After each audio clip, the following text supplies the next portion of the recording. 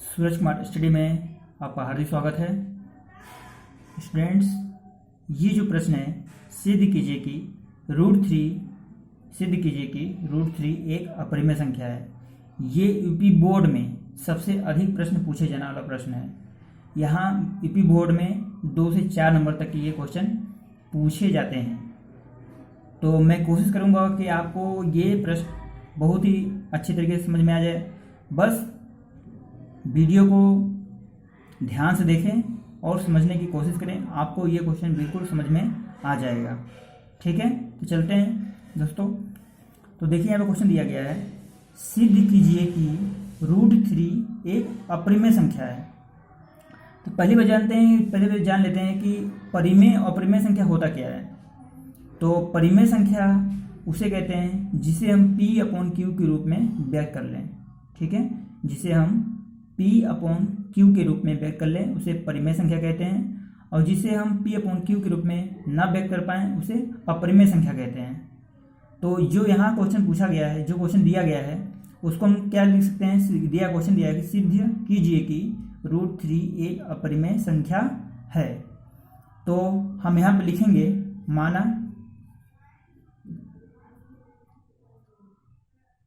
माना root three, मतलब अगर यहाँ पे अपरिमेय दिया गया है तो हम क्या लिखेंगे, इसका विपरीत उल्टा, इसका विपरीत क्या होगा, परिमेय होगा। तो लिखेंगे माना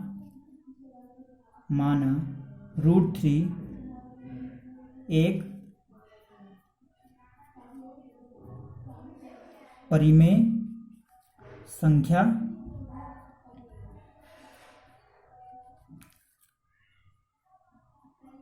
है। माना रूट थ्री एक परिमेय संख्या है। तो परिमेय को व्यक्त करने के लिए हमको क्या आवश्यकता पड़ती है, ये लिख लेंगे माना एक रूट थ्री एक परिमेय संख्या है। तो यहाँ लिखेंगे नीचे रूट थ्री बराबर में P अपॉन Q। तो मैंने बताया कि परिमेय संख्या होती है, परिमेय संख्या को हम P अपॉन Q के रूप में व्यक्त करते हैं, इसलिए मैंने यहाँ पे P अपॉन Q लिख लिया है। अब ब्रैकेट में हम लिखेंगे जहाँ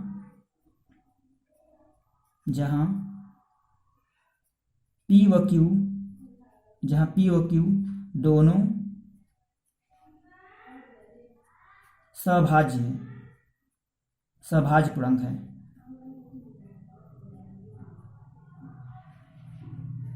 सभाज्य पूर्णांक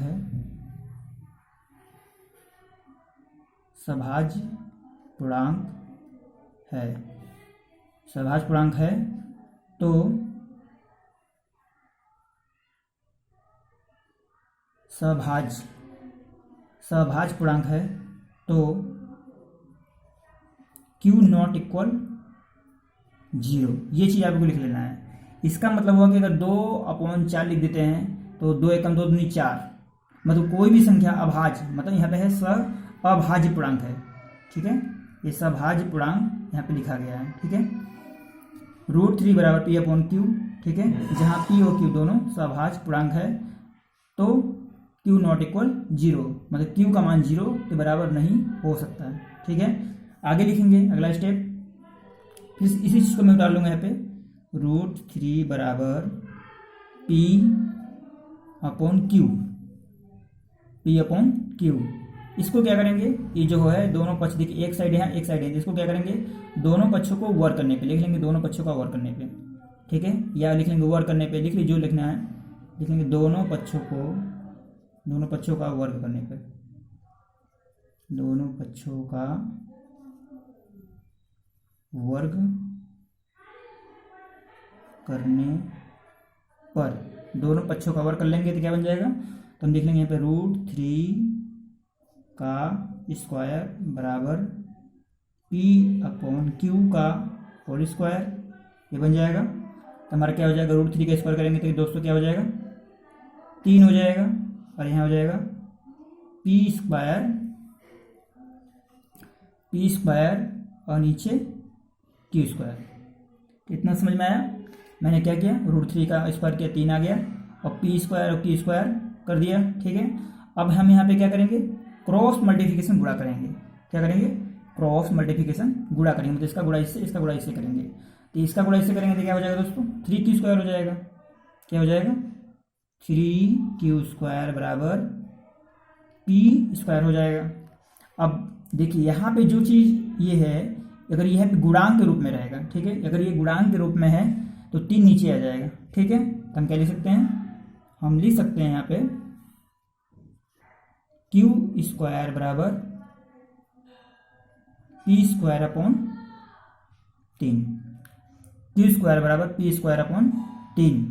तो यहाँ पे नीचे लिखेंगे, यहाँ नीचे लिखेंगे स्टेप में,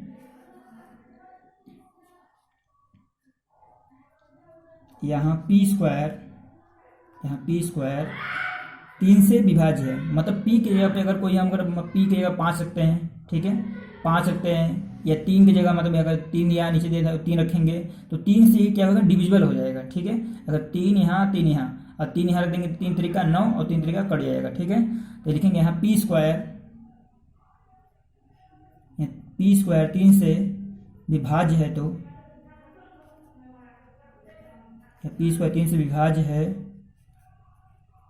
यहाँ 3 स्क्वायर, यहाँ p² 3 से विभाज्य है तो p भी 3 से विभाज्य होगा। यहाँ p² 3 से विभाज्य है तो p भी 3 से विभाज्य होगा, p भी 3 से विभाज्य होगा, p भी 3 से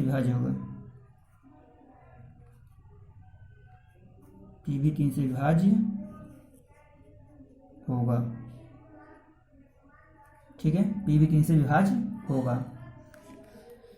p² यहाँ p² 3 से विभाज्य है तो p भी 3 से विभाज्य होगा। इसको क्या मान लेंगे दोस्तों, हम स्थिति 1 क्या मान लेंगे, इसको मान लेंगे स्थिति 1, ठीक है। और यहाँ पे जो देखिए कि इसको हम क्या कर लेंगे, इसको इक्वेशन नंबर फर्स्ट मान लेंगे, इसको स्थिति सिचुएशन 1 मानेंगे। देखिए यहाँ सिचुएशन और इक्वेशन नंबर हम फर्स्ट मानेंगे। अब लिखेंगे p का एक गुणनखंड, p का एक गुणनखंड, p का एक गुणनखंड,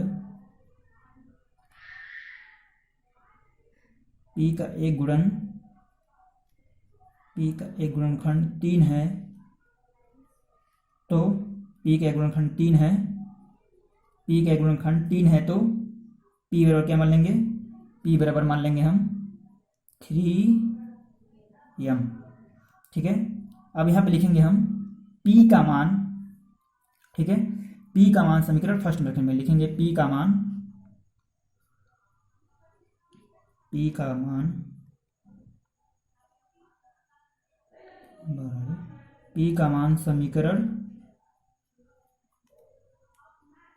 समीकरण फर्स्ट में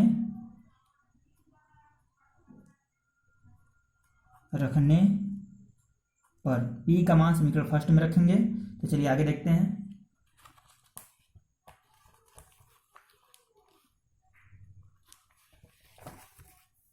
p का मान समीकरण फर्स्ट में रखेंगे दोस्तों, ठीक है।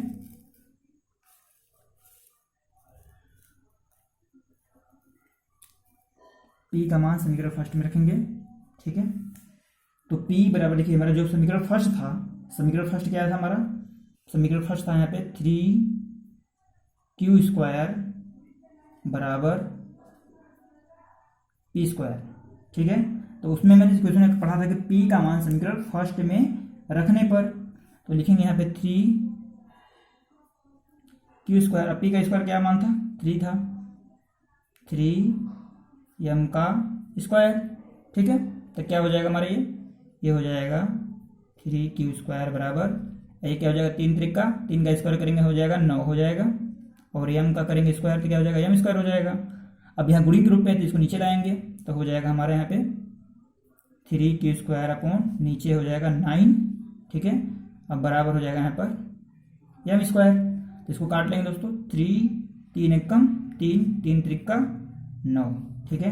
तो हमारा क्या बन गया, ये हमारा बन जाएगा ये q² अपॉन 3, ठीक है, q² अपॉन 3। तो यहाँ लिखेंगे यहाँ q² 3 से, यहाँ q² 3 से विभाज्य है,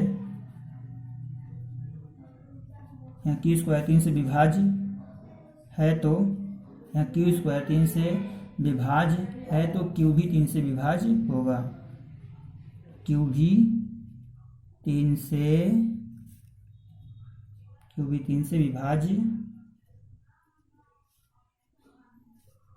विभाज्य होगा। स्थिति सेकेंड, स्थिति क्या मानेंगे इसको दोस्तों? सेकेंड। अब हमारा अगला काम क्या होगा? स्थिति फर्स्ट और सेकेंड से देखिए, एक स्थिति पहले माना गया था और एक बार एक स्थिति यहाँ पे है, लिखेंगे यहाँ पे स्थिति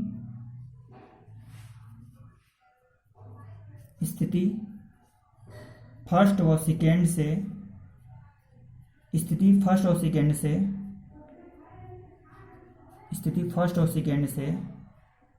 स्पष्ट है कि स्थिति फर्स्ट और सेकेंड से स्पष्ट है कि P अपॉन Q, स्थिति फर्स्ट और सेकेंड से स्पष्ट है कि P अपॉन Q एक परिमेय संख्या नहीं है। स्थिति फर्स्ट और सेकेंड से स्पष्ट है कि P अपॉन Q एक परिमेय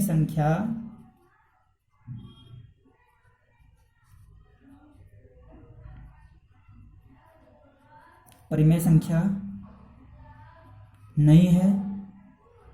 स्थिति फर्स्ट और सेकेंड से स्पष्ट है कि P अपॉन Q एक परिमेय संख्या नहीं है, इसलिए